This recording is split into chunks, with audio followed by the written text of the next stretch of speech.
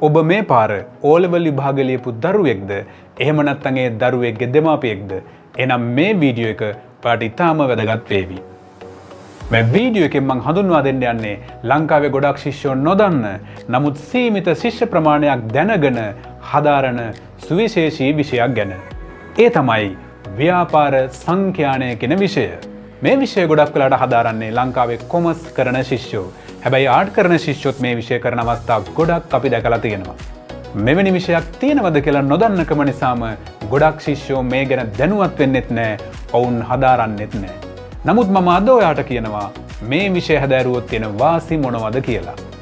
පළවෙනි වාසිය තමයි අපි දන්නවා සමහර ශිෂ්‍යෝ ඉන්නවා එච්චර කටපාඩම් කරන්න කැමති නැති ශිෂ්‍යෝ.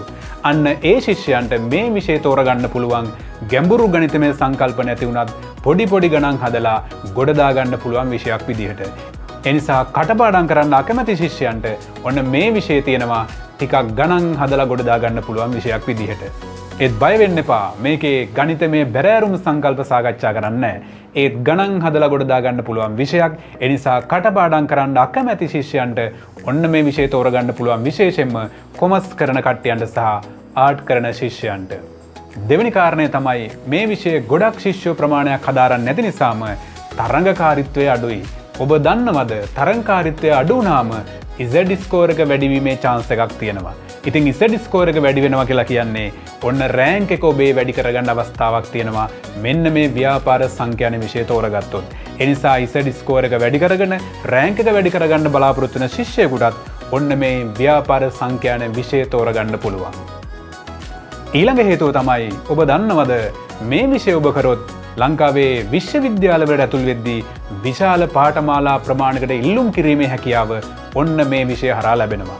මේ විෂය ඔබ කරලා තියෙනවා නම් ඔන්න විශාල පාඨමාලා ප්‍රමාණයකට මේක දොර විවෘත වෙනවා. මං හිතන්නේ ආසන්නව පාඨමාලා 40කට වගේ ප්‍රමාණයකට ඔබ ව්‍යාපාර සංඛ්‍යාන විෂය කරලා තියෙනවා නම් ඔබට ඇප්ලයි කිරීමේ ඉල්ලුම් කිරීමේ අවස්ථාව ලැබෙනවා. ඒ විතරක් නෙමෙයි ඔබ කවදා හරි උසස් අධ්‍යාපන හැදෑරුවොත් ඒක වෘත්ති අධ්‍යාපනය වෙන්න පුළුවන්, උපාධියක් වෙන්න පුළුවන්, දේශීය වෙන්න පුළුවන්, විදේශීය වෙන්න පුළුවන්, අභ්‍යන්තර වෙන්න පුළුවන්, බාහිර වෙන්න පුළුවන්. මේ ඕනම උපාධියක් හෝ උසස් අධ්‍යාපන මට්ටමේදී ඔබට මඟ හරින්න බැරි සබ්ජෙක්ට් එක තමයි ව්‍යාපාර සංඛ්‍යාන විෂය. ඒ නිසා ඔබ ව්‍යාපාර සංඛ්‍යාන විෂය දැනගෙන ඔබ උසස් අධ්‍යාපනය යන ළමයෙක් අනිවාර්යයෙන්ම අනෙක් ළමයි අතර කැපිපෙන මට්ටමින් ඉදිරියෙන් ඉදීමේ මුල සිටම ඔබේ උසස් අධ්‍යාපනයේ මුල සිටම ඉදිරියෙන් ඉදීමේ හැකියාව ඔබට ඔන්න ලැබෙනවා. ඉතින් එහෙම කිව්වන් පස්සේ මම දන්නවා ඔබට එන ආසන්න ප්‍රශ්න තමයි ඉතින් මේ සමහර පාසල්වල මේ විෂය තිබ්බට අපේ පාසලේ මේ විෂය නැහැනේ කියලා. ඉතින් ඔය ප්‍රශ්නයක් කරගන්න එපා. මොකද වසර ආසන්න 15ක් තිස්සේ තමන්ගේ පාසලේ මේ සබ්ජෙක්ට් එක නොතිබ්බත් අපිව විශ්වාස කරලා ඇවිල්ලා අපේ පන්තිවලට සහභාගී වෙච්ච ගොඩක් ශිෂ්‍යෝ මෙන්න මේ විෂය හොඳින් සම්පූර්ණ කරලා හොඳ Z ස්කෝර් එකක් දාලා හොඳ රෑන්ක් එකක් අරගෙන විශ්වවිද්‍යාලයට ගියපු විශාල ශිෂ්‍ය ප්‍රමාණයක් අපිට අපේ ජීවිත කාලේ මුණ ගැහිලා තියෙනවා. ඉතින් ඒ නිසා ඔබේ පාසලේ මේ විෂය තිබ්බත් නොතිබ්බත් ඒක ප්‍රශ්නයක් නොකරගෙන ඔබ කැමති නම් මේ විෂය හදාරන්න, මේ විෂය ගැන දැනගන්න ඔන්න 2028 ළමයි අරමුණු කරගෙන අපේ නව පන්ති පටන් ගන්නවා.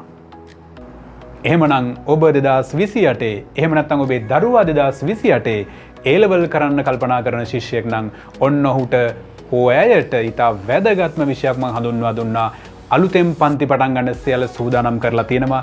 සම්පූර්ණයෙන් ඔන්ලයින් තියෙන්නේ 2026 ළමයිට 2027 ළමයිට වගේම ඕන 2028 ළමයිටත් ඔන්ලයින් සම්පූර්ණයෙන් පාඨමාලාව පටන් ගන්න ඕන සියල්ල සූදානම් කරලා තියෙනවා. 2026 2027 එහෙම නැත්නම් අලුතෙන් පටන් ගන්න නියමිත 2028 පන්තියට සම්බන්ධ වෙන්න කැමති ශිෂ්‍යෝ ඉන්නවා නම් එහෙම නැත්නම් ඒ ශිෂ්‍යයන්ගේ දෙමව්පියෝ ඉන්නවා නම් වැඩි විස්තර දැනගන්න සහ සම්බන්ධ වෙන්න ඔන්න පහත WhatsApp අංකයට මැසේජ් එකක් දාන්න.